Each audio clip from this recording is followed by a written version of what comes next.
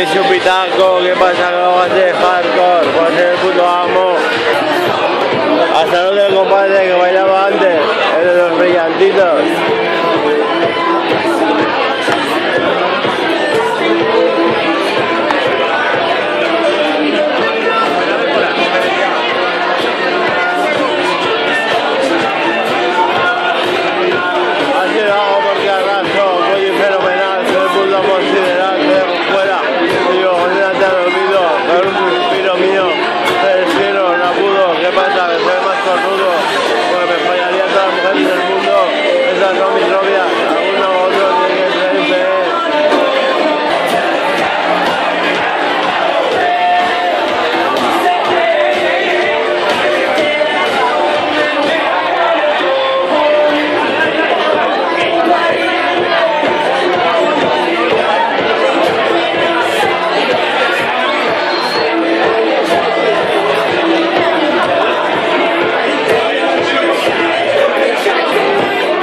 Estamos, joder, la gozamos, el puto amo que representamos, ahí está el cabello de algo, el que sobresale ante todos, es el puto amo, lo proclamo, el de sombrero azul. Es